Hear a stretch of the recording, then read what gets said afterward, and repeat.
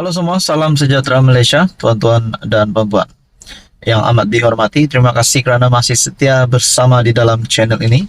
Dan kepada yang baru di dalam channel ini, anda boleh melawat channel ini, anda boleh mendapatkan isu-isu hangat politik semasa di Malaysia pada ketika ini. Tuan-tuan dan puan-puan, saudara-saudara yang dihormati semua. Terdapat satu komen daripada subscriber ataupun penonton di dalam channel ini.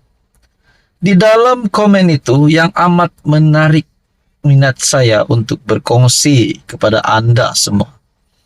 Yang menyebut nama Yang di-Pertuan Agong ke-17 telah menarik gelaran Tun Mahathir.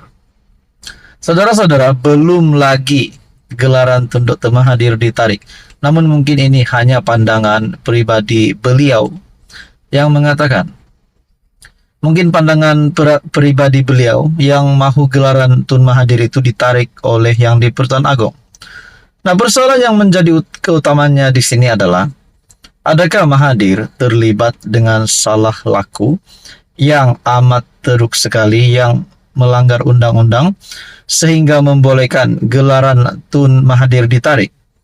Nah, sekiranya anda mempunyai komen, apa yang boleh menyebabkan gelaran Tun Mahathir ini ditarik, anda boleh komen di bawah. Tetapi yang terkini, yang kita tahu status Tun Dr. Mahathir Mohamad, gelaran Tun Mahathir masih lagi ada. Nah, di dalam komen, dalam sebuah video di dalam channel ini, dia bukan Tun lagi. Darjah itu telah ditarik balik oleh Yang di-Pertuan Agong ke-17. Nah, mungkin ini hanya komen ataupun pandangan pribadi. Namun sepertinya seperti yang kita tahu, belum ada pengumuman rasmi berkaitan dengan perkara ini. Ada juga berkata di sini, mungkin ada yang komen, ada yang bersetuju juga gelaran Tun Mahathir ini ditarik. Tapi saudara-saudara, mesti ada sesuatu penyebab, mesti ada sesuatu reason, alasan kenapa gelaran Tun Mahathir ini boleh ditarik. Mungkinkah Tun Mahathir telah melanggar satu garis panduan ataupun satu perkara sehingga membolehkan gelaran Tun Mahathir yang dimiliki oleh Mahathir ini ditarik? Saudara-saudara yang dihormati semua, kita juga tahu bahwa pada PRU15 Tun Dr. Mahathir telah kalah teruk. Satu kerusi GTA pun tiada yang dimenangi. Namun itu juga menjadi persoalan, adakah selepas PRU15, selepas keputusan itu, Mahathir akan bersarah, Mahathir akan pensiun daripada politik? Namun jawapannya tidak, kerana kita dapat lihat sebelum ini pun, Mahathir masih aktif dalam politik, bahkan membuat kenyataan-kenyataan yang pasti menggemparkan kerajaan, terutamanya Anwar Ibrahim. Nah, saudara-saudara, bagi anda yang bertanya, adakah gelaran Tun Dr. Mahathir ditarik? Nah, itu jawabannya adalah tidak. Belum ada perkara rasmi berkaitan dengan itu. Namun kita menerima mungkin ini hanya pandangan ataupun satu komen daripada netizen ataupun subscriber dan juga penonton di dalam channel ini. Teman-teman, sekiranya anda mempunyai komen berkaitan dengan isu ini, anda boleh komen di bawah. Teruskan bersama di dalam channel ini untuk info yang seterusnya. Halo semua, salam sejahtera Malaysia. Selamat datang ke channel Fels Lifestyle. Saudara-saudara yang amat dihormati, sudah pasti ramai yang sudah mengetahui di mana PAS yang berhutang dengan bekas pencetak Harakah. Namun kita juga mengetahui bahwa PAS sudah membayar RM659.000 kepada bekas pencetak Harakah. Namun saudara-saudara, pendedahan terbaru yang menyebut PAS masih berhutang RM2 juta kepada bekas pencetak Harakah. Ataupun mungkin kita boleh katakan Hadi Awang sebagai Presiden PAS yang bertanggung jawab berkaitan dengan perkara ini. Nah, satu artikel daripada Harapan Daily, terima kasih bayar hutang, tapi jangan lupa baki RM2 juta kata bekas pencetak Harakah. Nah, saudara-saudara yang dihormati semua, dalam artikel daripada harapandaily.com, pengurus Naj Press Resource Sendirian Berhad Husin Jan yang merupakan bekas pencetak akhbar Harakah mengesahkan PAS sudah pun melunaskan hutangnya berjumlah lebih RM500.000.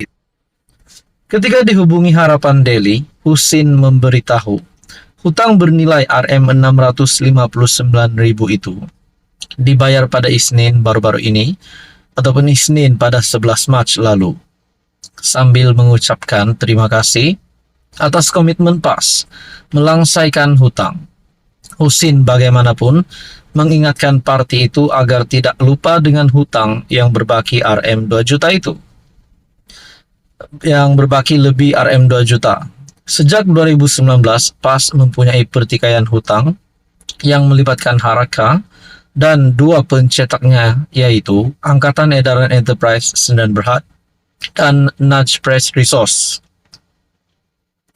Jumlah hutang dengan Angkatan Edaran dikatakan berjumlah lebih RM2 juta, namun syarikat itu telah diisytiharkan muflis. Bagaimanapun, pengurusan yang sama menubuhkan Nudge Press Resource sebagai pengganti dan terus mencetak Harakah ketika itu. Sebelum ini, semua hutang dari Angkatan Edaran dia, PAS, pernah bersetuju untuk dialihkan kepada Nudge tapi masih belum dibayar. RM659.000 yang kita bawa ke mahkamah pun sebab mereka tak nak bayar. Terima kasihlah dah bayar, tapi pada masa sama jangan lupa baki lagi RM2 juta lebih itu. Kalau boleh bayarlah, kita ini orang Islam kan. Tak kiralah syarikat itu bankrupt ke tidak, hutang itu wajib bayar, katanya ketika dihubungi hari ini. Pada masa sama Husin berkata beliau sebenarnya gembira selepas hakim mengarahkan PAS membayar hutang Nudge Press Resource kerana ia dapat membersihkan namanya yang selama ini dianggap sebagai kaki fitnah oleh penyokong PAS. Selama ini penyokong PAS anggap saya fitnah. Bila mahkamah suruh bayar, baru terbukti bahwa PAS tu betul-betul ada hutang dan saya pun tak memfitnah. Selama ini dia orang tak percaya, semua orang ingat saya ini pemfitnah. Sebelum ini orang cakap Husin Jan ni kaki fitnah.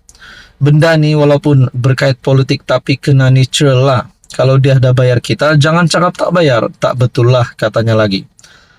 Pada 2019, tular notis yang mendedahkan jumlah tunggakan hutang akbar rasmi PAS, yaitu Harakah yang mencecah lebih RM3 juta.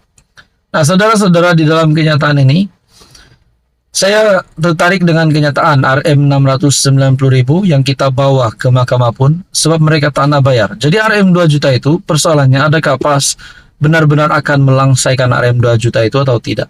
Artikel daripada Harapan Daily pada 15 Mac. Apa komen Anda? Sekian saja, teruskan bersama di dalam channel ini untuk info yang seterusnya.